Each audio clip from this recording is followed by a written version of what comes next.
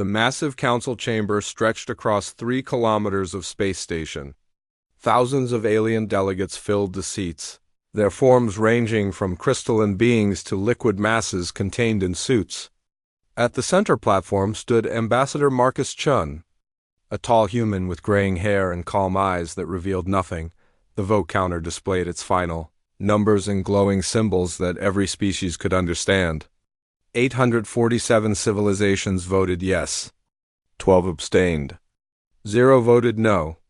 Earth was expelled from the Galactic Council. After 300 years of membership, the Vrelian speaker raised its 6 arms for silence. Its translator device spoke in cold, mechanical tones. The vote is final. Humanity has been found guilty of excessive violence, refusal to follow established protocols, and dangerous behavior that threatens galactic peace. Earth and all human colonies must withdraw from council space within 1 standard year. The chamber erupted in various sounds. Some species chittered with relief. Others hummed approval. A few remained silent, uncertain if this was wise. The humans had been strange members, always pushing boundaries, always questioning rules that had stood for thousands of years. Ambassador Chun walked to the speaking platform. Every eye, sensor, and perception organ in the room focused on him. They expected anger. Humans were famous for their emotions, their inability to accept defeat gracefully. Some delegates had security forces ready in case the human became violent. Chun looked around the chamber slowly. His face showed nothing. No anger, no sadness. Just a slight nod of acknowledgement. "Thank you for your time," he said simply. "We will comply with your decision." He turned and walked toward the exit. His footsteps echoed in the sudden silence. No threats. No appeals. No dramatic speeches about injustice. Just acceptance. The Zelthian delegate leaned toward its neighbor. "That was too easy. Humans never give up without a fight." "Perhaps they finally learned their place." The other replied they were both wrong. Within hours of Chin's return to Earth, something unprecedented began happening. Human ships started withdrawing from every corner of council space. They pulled out of joint military operations, scientific research stations, trade hubs, and diplomatic posts. Every human, every piece of human technology, every bit of human presence simply vanished. The council members watched with satisfaction. The humans were leaving even faster than required. Good. The galaxy would be more stable without them, but some noticed something odd. The humans weren't just leaving. They were taking everything with them. Equipment that had been jointly purchased, stations that were half-built, research that was incomplete. If humans had contributed to it, they stripped it out and took it away. Admiral Korvax of the Draxian Defense Fleet noticed something else. They're moving military assets too, but not back to Earth. They're repositioning around human colonies. Why would they do that? His analyst, a young Draxian female, studied the data. "Sir, it looks like they're fortifying their borders." All of them, simultaneously. Against what? "We voted them out. We didn't declare war." "I don't know, sir." "But those fortifications, they're using weapons technology I've never seen before." 6 months passed. The Galactic News Network stopped talking about humanity. They had bigger concerns. The Zelthian Korvax trade dispute was heating up.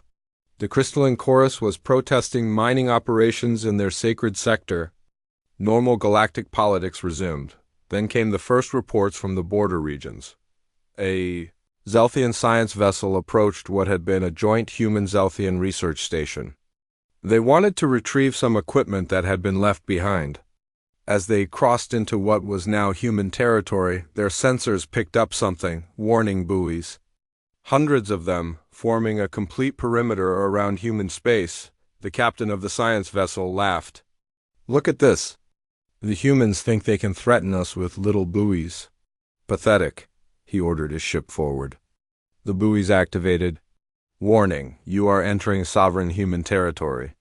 This is your only notice. Turn back now or be destroyed." The captain sneered. "Destroyed? By what? We see no ships, no weapons platforms. This is an empty threat. He kept moving forward. The science vessel exploded 3 seconds later. No warning shots. No second chances. Just instant obliteration from weapons that appeared from nowhere and struck with impossible precision. The debris field was all that remained. The warning buoys resumed their passive status, waiting for the next trespasser. When news of the destruction reached the council, opinions were divided. Some said the Zelthians had been warned. Others claimed humanity had committed an act of war. But everyone agreed on one thing: they needed to know what was happening in human space. Spy drones were sent. None returned. Long-range sensors tried to penetrate human borders. They were jammed or destroyed by precision strikes. Even the most advanced stealth ships couldn't get close. It was as if humanity had surrounded their entire territory with an impenetrable wall, but sensors could still detect energy readings from deep within human space. And those readings were terrifying. Power signatures that exceeded anything the Council had ever measured. Massive construction projects spanning entire star systems. Something was being built, but no one knew what. The Council sent a diplomatic ship, unarmed and broadcasting peace on all channels. It approached the human border carefully, stopping well short of the warning buoys. The response came not from a person but from an automated system. The voice was human, female, and completely emotionless. The Galactic Council voted to expel humanity from their organization. Humanity complied with this decision. We are no longer members of your council. We do not recognize your authority. We do not follow your laws. We do not acknowledge your existence. Do not contact us again.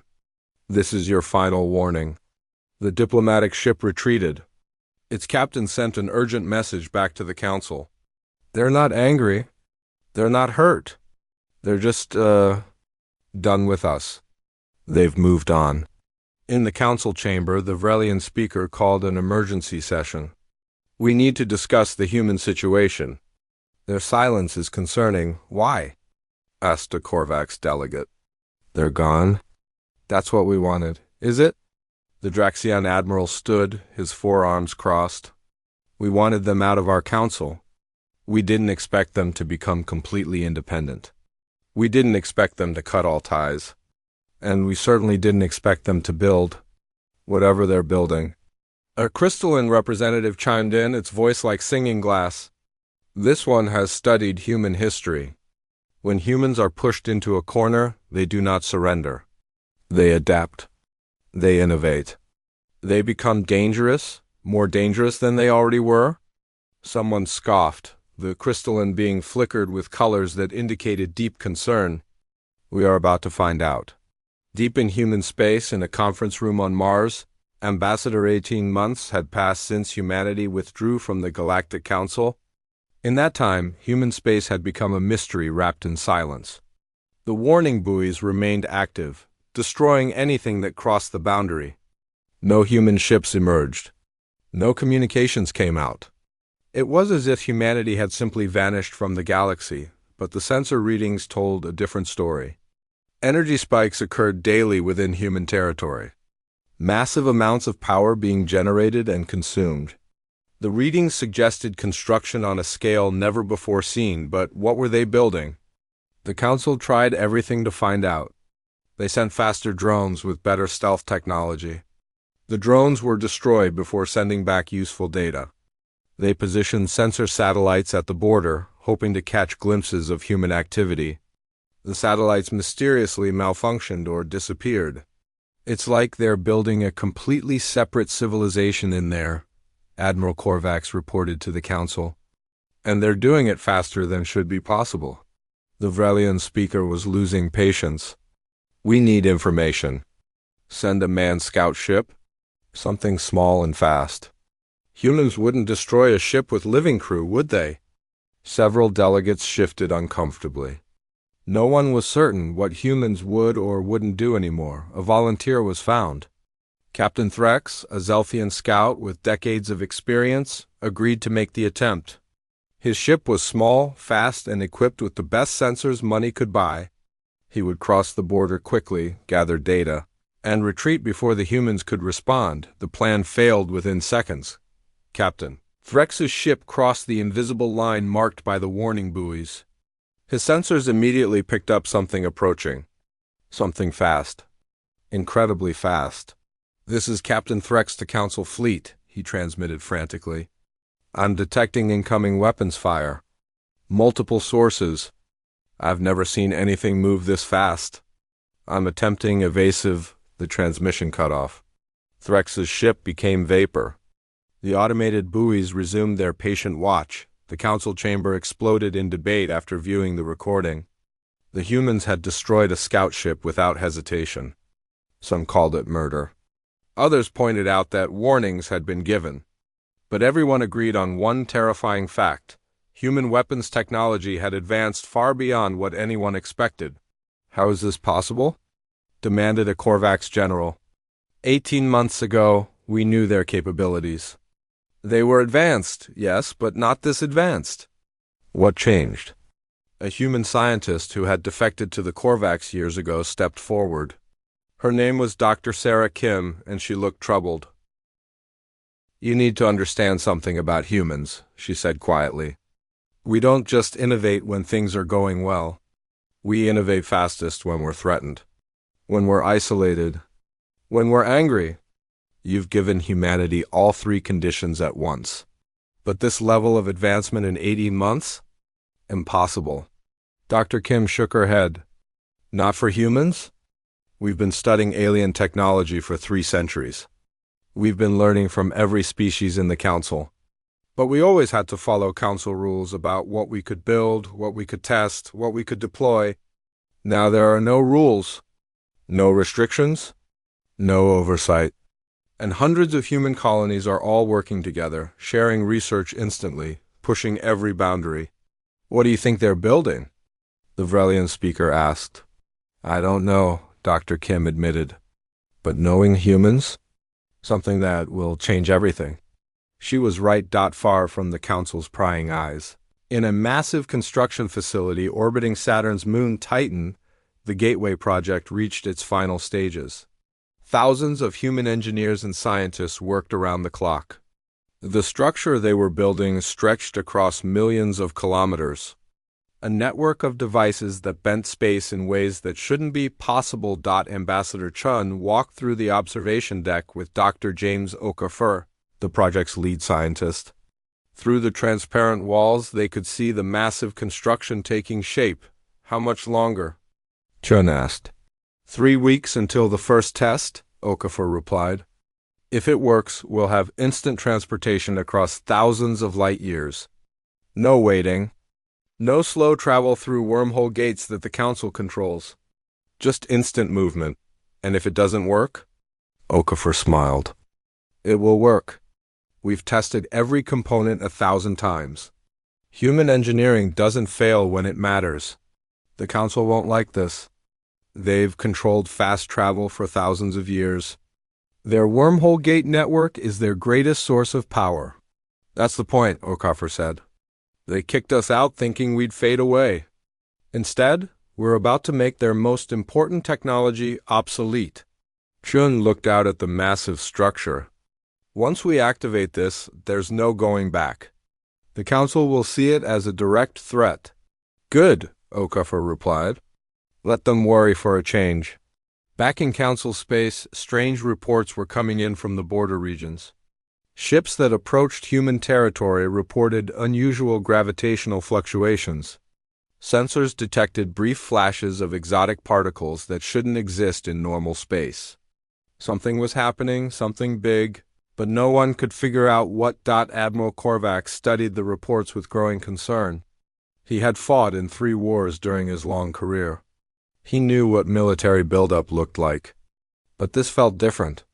The humans weren't just building weapons. They were building something much bigger. He called a private meeting with the Draxian High Command. "We need to consider the possibility that we made a serious mistake expelling humanity." His superior officer, General Vrax, snorted. "Mistake? They were dangerous, unpredictable. We're better off without them." "Are we?" "In 18 months, they've become more dangerous than ever. And now they're completely outside our control. If they decide to expand their territory, who's going to stop them?" Our weapons can't even get past their border defenses. They won't expand. They're just protecting themselves. You don't know humans like I do, Korvax said quietly. I served with them during the Korvax-Selthian conflict. I watched them operate. Humans don't just defend. When pushed, they push back harder. We didn't just expel them from the Council. We humiliated them in front of the entire galaxy. They won't forget that. So what do you suggest? I suggest we prepare for the possibility that humanity isn't planning to stay isolated forever. And when they come out, they won't be asking for permission to do anything. 3 weeks later, the Gateway Network activated for the first time. A human cargo ship in the Sol system disappeared and reappeared instantly near Alpha Centauri, 4 light-years away. Then it jumped to Tau Ceti, then to Ross 128, then to Proxima Centauri. All in the span of 10 minutes. The test was a complete success. Humanity now had instant transportation across their entire territory. No travel time. No waiting. No dependence on Council-controlled wormhole gates. President Okafor stood in the command center on Mars, watching the test results with satisfaction. Send the message to Chun. Tell him it's time. Time for what, ma'am? An aide asked. Time to remind the galaxy that humanity is still here. And we're not asking permission for anything anymore. Ambassador Chun received the message and smiled. He began preparing the broadcast that would change everything. The Council had voted humanity out. Now humanity was going to show them what they had created instead. The galaxy was about to learn. A hard lesson: you don't isolate humans and expect them to stay quiet. You isolate humans and they build something that makes you irrelevant. The broadcast hit every Galactic Council frequency simultaneously. It shouldn't have been possible. Council communications were encrypted, protected by security systems that had never been breached in 2,000 years. Yet somehow, every screen, every display, every communication device in Council space showed the same image: Ambassador Marcus Chun, looking older but more confident than anyone remembered. Behind him was a symbol no one had seen before, a blue sphere wrapped in silver lines that seemed to pulse with energy. Greetings to the Galactic Council and all member civilizations, Chun began. His voice was calm and professional. I am Ambassador Marcus Chun, speaking on behalf of the Terran Compact. In the Council chamber, delegates erupted in confusion. The Terran Compact? What was that? Chun continued as if he could hear their questions. 18 months ago, you voted to expel humanity from your council. We accepted your decision and withdrew completely. In that time, we have built something new. Something better. We call it the Terran Compact, and it operates under different rules than yours. He gestured, and the display behind him changed. It showed a star map with dozens of systems highlighted in blue. The Terran Compact currently includes 17 member civilizations. These are species that have chosen to join us voluntarily. Species that were overlooked by your council. Species that were marginalized, ignored, or treated as inferior because they didn't fit your ancient hierarchies. The Vrelian speaker stood in outrage. This is illegal. Those civilizations are council members. They cannot simply leave. But Chin's broadcast continued. He couldn't hear the speaker's objection. This was a recorded message, timed perfectly. The Compact operates under new principles. First, merit-based governance. Leaders are chosen by their abilities, not their species' age or power. Second, aggressive expansion rights. Members may explore and colonize as they see fit without waiting for council permission. Third, the right to armed self-defense. No member needs to ask permission to build weapons or defend their territory. Several council delegates began calculating. These rules were everything the council had always prevented. The whole point of the council was to maintain stability by controlling expansion and military development. The humans were proposing chaos. Chun smiled as if he knew what they were thinking. I know what your council will say. That our rules will lead to conflict. To war. To the kind of chaos that destroyed the old galaxy 3,000 years ago. But we believe something different.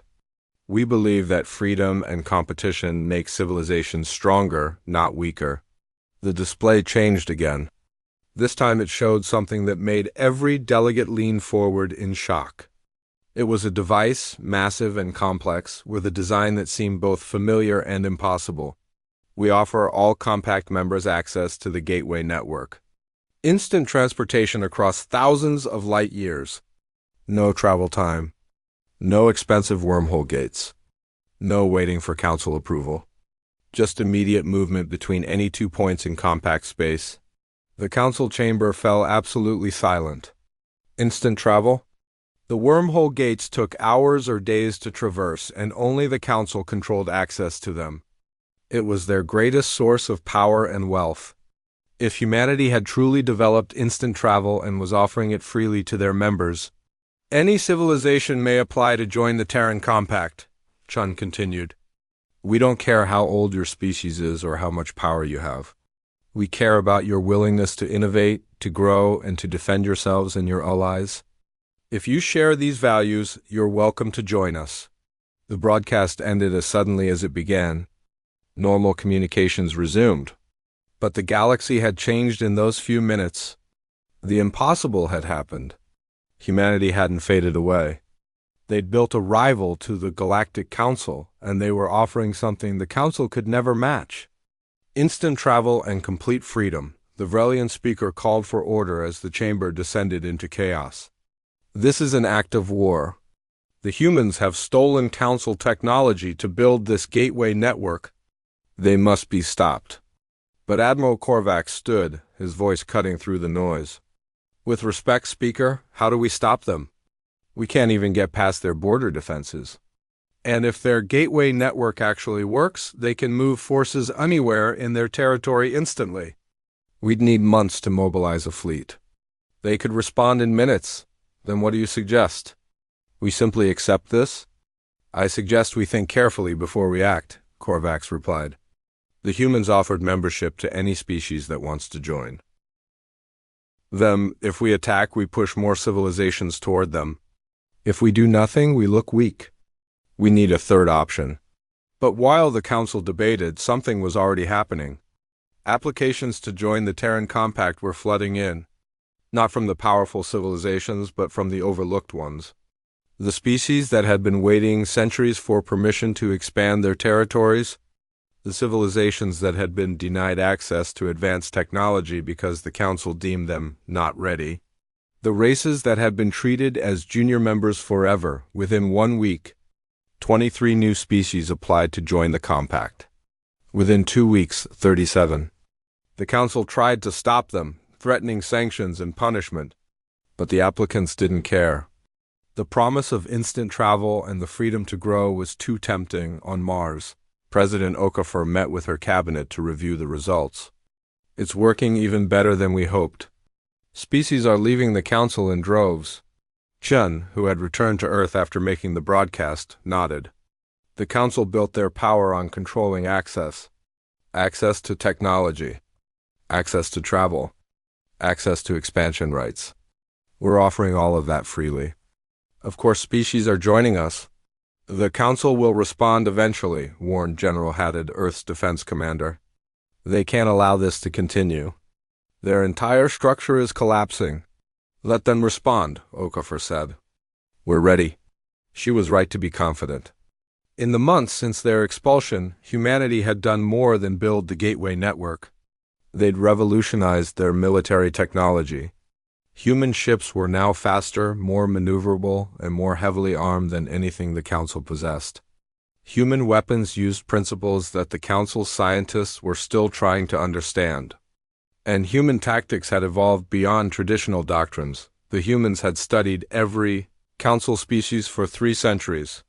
They knew their weaknesses, their strategies, their limitations, and they designed everything specifically to counter Council forces. Dr. Kim, the human scientist who had defected to the Korvax years ago, tried to warn them.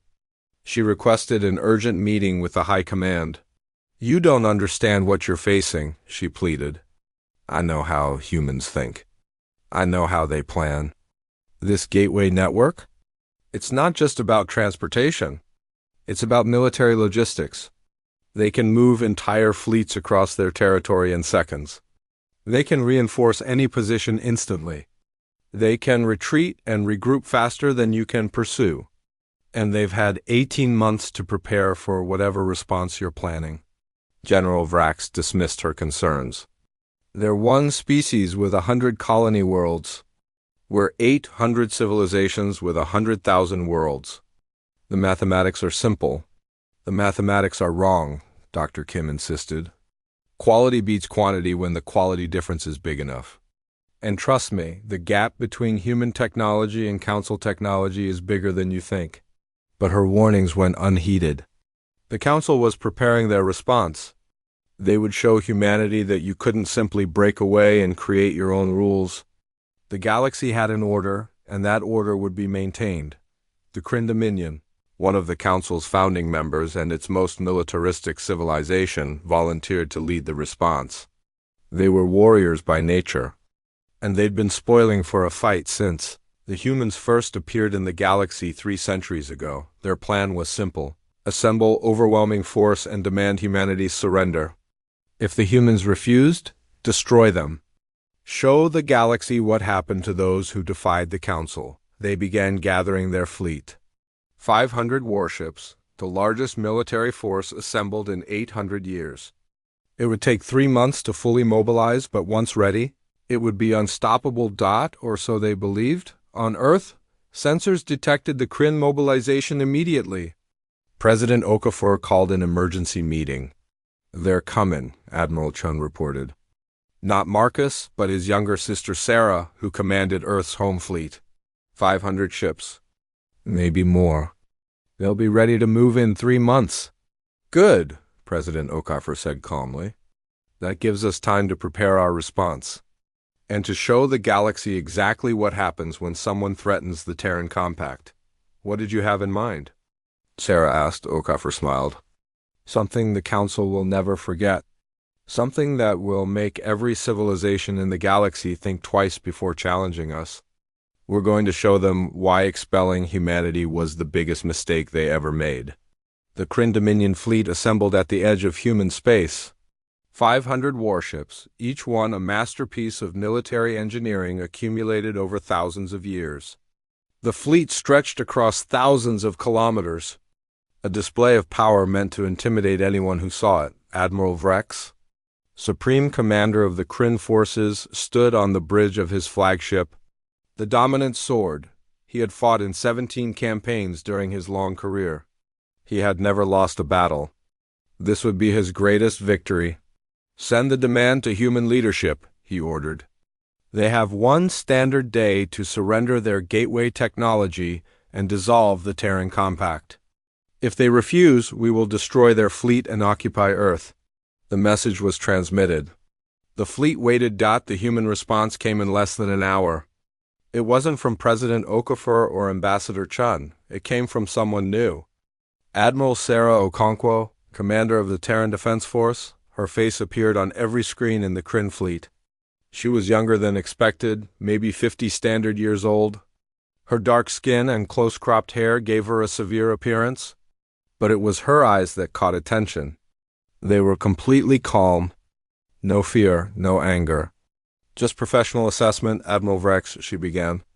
Your ultimatum has been received and rejected. The Terran Compact will not surrender. We will not disarm. We will not submit to Council authority. You voted us out of your organization? We're no longer bound by your rules or your threats. Vrex laughed. You face 500 warships with what? 100 human vessels? Surrender now and we'll be merciful. Okonkwo smiled slightly. You came here believing the Council's intelligence about our capabilities. That was your first mistake. You assumed 18 months of isolation hadn't changed anything. That was your second mistake. But your biggest mistake was thinking that humans would roll over when threatened. The Council expelled us because they said we were too aggressive, too dangerous, too unpredictable. She leaned forward and her voice became steel. You were right about all of that. Now you'll learn what humans can do when we're not following your rules anymore. The transmission ended. Vrex stared at the blank screen. She's bluffing. She has to be. Begin the advance. We'll crush them and occupy Earth by this time tomorrow. The Kryn fleet moved forward in perfect formation, weapons armed, shields at maximum. They crossed into human territory expecting immediate resistance. Instead, they found nothing. No human ships. No defensive platforms.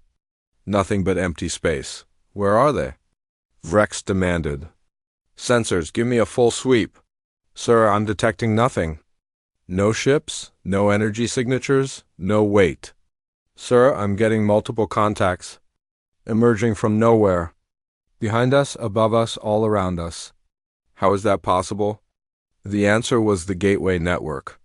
Human ships were appearing through instantaneous portals, surrounding the Kryn fleet from all sides. Not 100 ships? Not even 200? Over 300 vessels materialized in perfect attack formation, and they weren't the same ships the Council had seen before. These were new designs, sleek and deadly, covered in weapon systems that seemed to break the laws of physics. Vrex stared at his tactical display in shock. This is impossible. How did they... Admiral Okonkwo's voice cut through every channel. You wanted to see human military capability? Let me show you what we built while you were feeling safe behind your council chambers. All ships, weapons free. Show them why the Council was right to fear us. What followed wasn't a battle. It was a demonstration. Human ships moved with impossible speed and agility.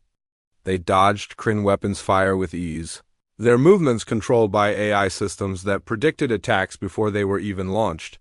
Their weapons hit with devastating precision, targeting shield generators and weapon systems with surgical accuracy. The Kryn fleet tried to adapt. They'd fought hundreds of species over thousands of years. They knew tactics and strategies that had won wars before humanity even reached space. None of it mattered. Human ships used tactics that broke every conventional doctrine. They appeared and disappeared using the Gateway Network, striking from impossible angles. They coordinated with perfect synchronization, hundreds of ships acting as one organism. Their weapons used principles that Kryn shields weren't designed to counter. Within 1 hour, 50 Kryn ships were destroyed. Not disabled, destroyed, turned into expanding clouds of debris. Within 2 hours, the Kryn fleet was in full retreat, but there was nowhere to run. Human ships appeared wherever they tried to flee, cutting off escape routes with perfect precision. Admiral Vrex, his flagship badly damaged and listing, made a choice that shamed him to his core. He surrendered. The transmission went out on all frequencies, broadcast to the entire galaxy. This is Admiral Vrex of the Kryn Dominion. I surrender. We surrender. Please stop the attack. We yield. For hours, they debated details. Territory boundaries, trade agreements, military protocols to prevent accidental conflicts, dispute resolution mechanisms. It was tedious, technical work, but necessary. Finally, as the debate wound down, Admiral Korvax asked the question Chun had been expecting. Why are you being reasonable? You won. You defeated the Kryn. You could expand aggressively into council space. Your military is stronger than ours. Why negotiate when you could dominate? Chun smiled slightly. Because domination isn't the goal. Never was. We didn't build the compact to conquer the galaxy. We built it because you forced us to stand alone and we refused to fail. Now that we've succeeded, we don't need to destroy you to prove anything. We just need you to accept that you're not the only ones who matter anymore. He paused, then continued. Besides, competition makes both of us better. Your stable, cautious approach balances our aggressive innovation. Our freedom and flexibility challenge your rigid hierarchies to adapt. The galaxy needs both. Not one or the other. The vote came 3 days later. The Council formally recognized the Terran Compact as a separate, equal organization. Territory boundaries were established. Trade agreements were signed. Military protocols were implemented. It wasn't a perfect agreement, but it was workable. Chun returned to Earth for the last time. His retirement was official now. He'd served humanity for 50 years and he was done. But before he left public service, President Okafor had one final request. Give a speech, she asked. To humanity. To everyone. Explain what we accomplished. What it means. Why it matters. So Chun stood before cameras that broadcast to every human world and many non-human ones. He spoke without notes from the heart. 5 years ago, the Galactic Council told us we didn't belong. They were right. We didn't belong in their system. So we built our own. And in building it, we proved something important. Humans don't need permission to succeed. We don't need approval to thrive. We just need opportunity and the freedom to use it. The Terran Compact isn't perfect. We make mistakes. We have conflicts. But we solve those problems ourselves on our own terms. We don't wait for some ancient authority to tell us what we're allowed to do. We decide our own future. The Council fears this approach. They think freedom leads to chaos. Maybe they're right sometimes. But we believe the alternative is worse. We believe that civilizations should be allowed to take risks, to grow, to compete, to succeed or fail based on their own choices. And now, other species are choosing to join us. Not because we're human, not because we force them, but because our approach offers something they value. That's the real victory. Not military success, not economic growth, but the proof that freedom works. The galaxy has room for both approaches. The Council's way and our way. Let them coexist. Let species choose, and let history judge which approach serves civilization better. Chun stepped away from the cameras. His work was done. The rest was up to the next generation, on dozens of worlds. In hundreds of species' languages, his speech was translated and discussed. Some agreed with him. Others didn't. But everyone understood the fundamental truth. The galaxy had changed. 10 years later, the compact included over 100 species. 20 years later, nearly 200. The Council remained strong in its own territories, but it never again tried to claim universal authority. The two organizations coexisted, sometimes cooperating, sometimes competing, but never trying to destroy each other. Historians would debate what it all meant. Some called it humanity's greatest achievement. Others called it the end of galactic unity. But most agreed on one thing: the vote to expel Earth had been the catalyst for a transformation that was probably inevitable. The galaxy had needed to evolve. It had needed to accept that there wasn't just one right way to organize civilization. The Council had forced that evolution by expelling humanity. Humanity had completed it by refusing to disappear. Ambassador Marcus Chun died at age 97, in his sleep in a small house in New Zealand. He never knew that his name would be remembered for thousands of years. He never knew that dozens of species would study his speeches and his strategies. He never knew that he'd become a symbol of something bigger than himself. He just knew that when the galaxy told humanity to leave, humanity had responded by building something better. Something that reflected human values, freedom, innovation, competition, and the absolute refusal to be limited by someone else's rules. The Council had voted to oust Earth. Humanity had responded by making their own rules. And in doing so, they'd changed the galaxy forever. The question the Council had tried to answer was, do humans belong in galactic civilization? Humanity's answer was simpler. We'll build our own civilization, and let the galaxy decide if they want to belong in ours. And hundreds of species had chosen to join them. Chun sat with Earth's leaders. President Okafor looked at the data streaming across holographic displays. The Council thinks we're building weapons, she said. Chun smiled. We are, but not the kind they expect. And the Gateway project? Ahead of schedule. We'll be ready in 12 months. They'll try to stop us. Let them try, Chun replied. They voted us out because they thought we were dangerous following their rules. Now they'll learn what humanity can do when we make our own rules.